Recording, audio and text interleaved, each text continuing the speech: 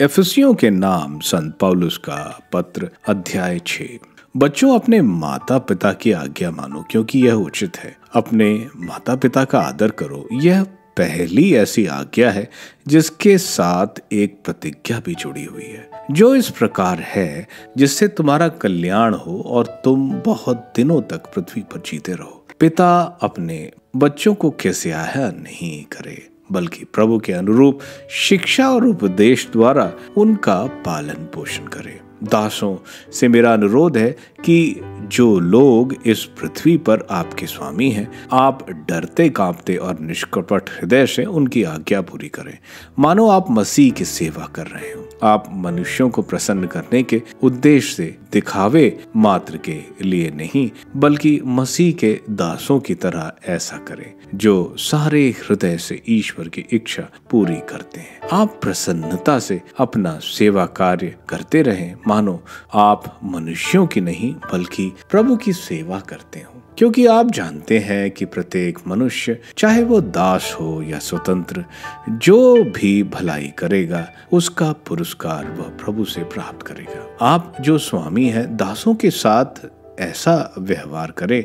आप धमकियां देना छोड़ दें, क्योंकि आप जानते हैं कि स्वर्ग में उनका और आपका एक ही स्वामी है, और वह किसी के साथ पक्षपात नहीं करता। ईश्वर के अस्त्र शस्त्र धारण करें। अंत में यह आप लोग प्रभु से और उसके अपार सामर्थ्य से बल ग्रहण करें। आप ईश्वर के अस्त्र शस्त्र धारण करें, जिससे आप शैतान की धूर्तता का सामना करने में समर्थ हो, क्योंकि हमें निरे मनुष्यों से नहीं, बल्कि इस अंधकार में संसार के अधिपतियों, अधिकारियों तथा शासकों और आकाश के दुष्ट आत्माओं से संघर्ष करना पड़ता है। इसलिए आप ईश्वर के अस्त्र शस्त्र धारण करें, जिससे आप दुर्दिन में शत्रु का सामना करने में समर्थ हो और अंत तक अपना कर्तव्य पूरा कर विजय प्राप्त करें। आप सत्य का कमरबंद कसकर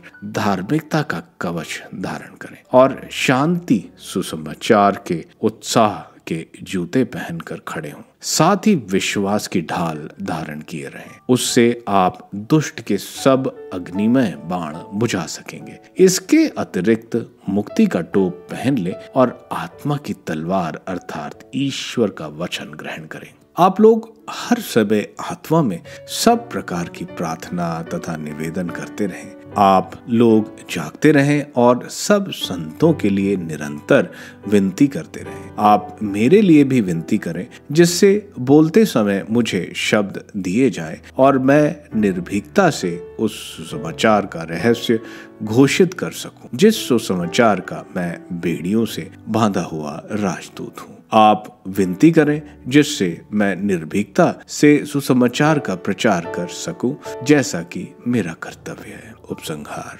मसीह के ईमानदार सेवक हमारे प्रिय भाई तुर्कीकोस आप लोगों को यह सब बता देंगे कि मैं कैसे हूँ और क्या कर रहा हूँ। मैं उन्हें इसलिए आप लोगों के पास भेज रहा हूं कि आप मेरे विषय में पूरा समाचार जान जाएं, और इसलिए भी कि वह आप लोग को ढाढ़स बंधाएं। पिता परमेश्वर और प्रभु ईसा मसीह भाइयों की शांति, प्रेम और विश्वास प्रदान करे।